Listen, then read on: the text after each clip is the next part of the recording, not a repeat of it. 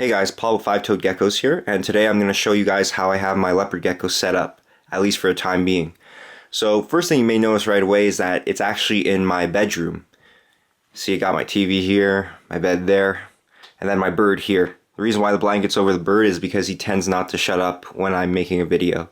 But as soon as the video is done, obviously, I'm going to take him out. He's going to be happy, singing, all that stuff. So anyways, back to the video.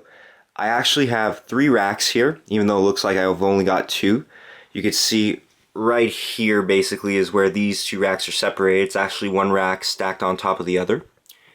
And this rack here is actually going to be for babies and juveniles. It has 20 bins. And then these 2 racks each have 8 bins, which will be for the adults. So 16 adult bins and 20 hatchling bins. And you can see I have actually, what is it? I only have 9 bins filled for my adults and 3 bins filled for my hatchling rack. So I have a lot of extra space for this coming breeding season. The first thing I want to do before I show you guys how the racks are set up, how the bins are set up, is go over here to my computer, show you guys the Five-Toed Geckos Facebook page. So hopefully you guys will like this page. This will be the best way to contact me about animals I have for sale. If you guys just have general questions, of course you could always ask on the YouTube channel, comment on the videos, or send me a private message. But the best way actually would probably be contacting me through Twitter, because I tend to check Twitter a lot more often than I say check YouTube. Especially the way the new design is on YouTube, it makes it a little bit harder to answer comments, things like that. So it'd be best if you had an important question just to contact me through Twitter or this Facebook page here. So also what I have up here is the models of the racks I own. So first of all, my 3 racks all come from Greg West at Cornell's World, which is located, I believe, in Alberta. Greg, what am I saying? Greg, sorry about that. Greg has just awesome racks. They're both, or I should say all the racks I have are PVC-X racks that come already assembled with heat already included. So you guys can see here, this one's listed as $380 for my hatchling rack, and it already included the 11-inch back heat that they've got. So that's the hatchling rack, of course. And then this rack here is the one I have 2 of, the 8-tub MCB S with 1 row of 4-inch belly heat on each level. And yeah, this one here was the MCB SS model. So those are the racks that I have, and again, I gotta recommend Greg West at Cornell's World for any kind of terrarium, rack, whatever. He's your guy. So that's the plug for Cornell's World. Let's take a look at these racks. But before we actually take a look at the racks and what's inside the racks, let's take a look at the thermostats I have. This is a Herpstat 1. This is controlling the hatchling rack.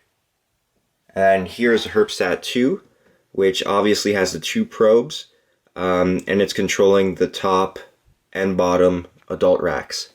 So first things first, let me just show you how I've rigged this up. First of all, this one here, you can see the probe is actually lined up here, you know, taped in place with electrical tape. Let me just remove this bin here. I'll probably have to remove the other bin also, so you guys can see it. And even then, you may not be able to see it, just because it's going to be very dark. But there you go. You can see it pretty well. I actually have the probe on all my racks located directly onto the heat tape. The reason being is I don't like setting up dummy bins, just because, you know, it's a waste of a bin.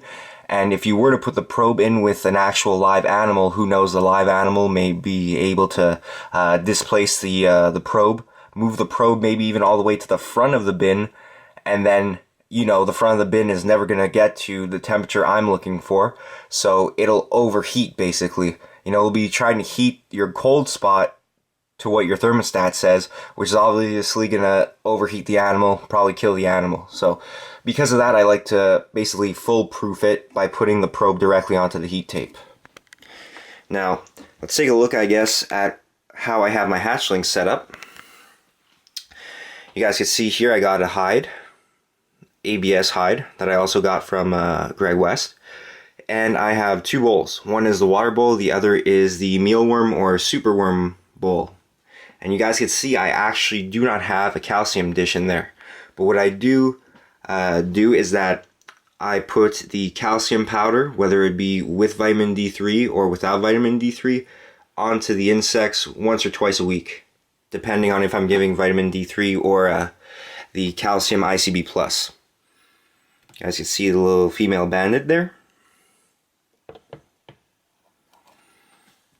So that's how I have my hatchling bin set up, and I obviously have them labeled too. I use little grease markers and I write what's in the tub, basically.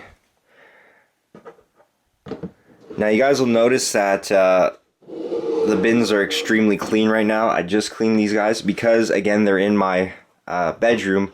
I obviously am cleaning the tubs as much as 3 times a week just because I don't want my room to smell or anything like that.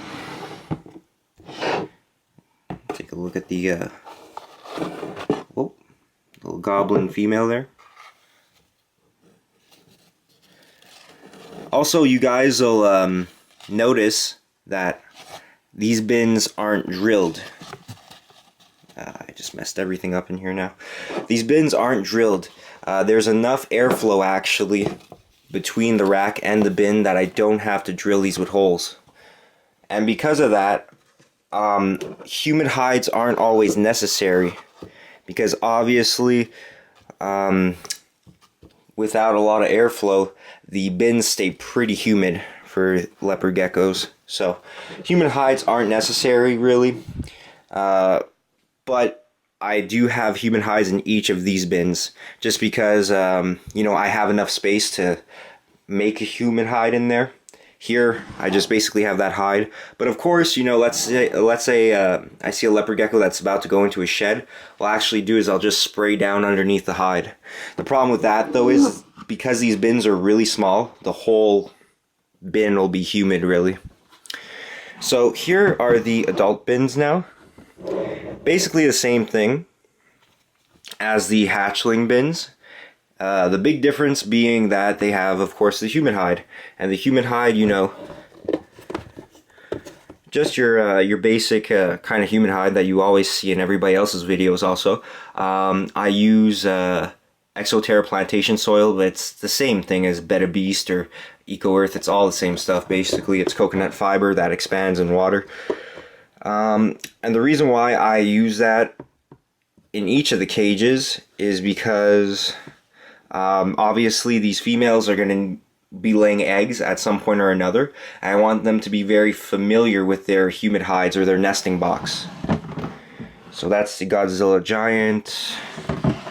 This is the Tremper albino female, and again, like I said, you guys can see that all the cages are pretty much spick and span right now. Oh, one thing I should mention, you obviously do not have to give leopard geckos this much water. Okay, I think that's pretty much a given. These were the only cheap water bowls that I could find, so I got them. They're really big. The one advantage with them is the leopard gecko is definitely not going to be able to tip this over when it's full. And here is actually the type of dish that I'm going to be converting everybody onto. I know you see people that have leopard geckos in many of their videos. They have like these little plastic dishes, and they do like a cutout in kind of the lid so that the insects can't escape. But honestly, you know, these dishes, they cost about, I don't know, $2 or something like that. And, you know, obviously the lizard is going to have a very hard time tipping a ceramic bowl like this over. And that's the other thing, is that because it's ceramic, it's a lot harder for superworms and mealworms to get out, just because it's very slippery. So they can't get out of that too easily. I mean, they still do on occasion, but, you know, it's a lot better than, let's say, those plastic bowls, which they tend to get out of a lot more easy. And yeah, everybody's basically in their hides right now. You know, I gave their hides a fresh spraying. I only spray the human hides about once a week. You know, because obviously the plantation soil. Let me just make sure I'm not gonna clamp down on his tail. Obviously, the plantation soil holds water really well. Oh, she's out. This is like my favorite gecko. She's super, super easy to handle. And she's always like out and about, this one too. Can't wait to produce some nice phantom marble eye babies from her. It's actually weird that this guy's out.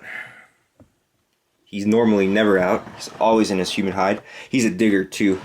He'll toss dirt all over his bin. The radar, she's also away. There's the raptor female. And another thing, guys, I use paper towel for the bottom of the bins. I know there's a lot of people who actually don't use any kind of substrate for the bottom of the cages. I tried that once, and honestly, the smell was like unbearable, and it's such a pain in the ass to clean afterwards, so I'd rather just use paper towel. And then in this bin, I actually just got some mealworms. Trying to get them to grow a little bit quicker, because my mealworms, I kept them outside in the summer and they all turned into beetles, so I had no mealworms left. I finally have some baby mealworms, and I'm trying to get them to grow a little bit quicker by upping the heat a little bit. So that is how my leopard geckos are set up. I just want to go over these iris bins though real quick. So for the big rack, they are 13.5 quarts. They're 10 5/8 inches wide, and 16 1/8 of an inch long, and 5 7/8 of an inch tall. So what I really like about these bins is they have no grooves on the inside, so it makes cleaning a breeze.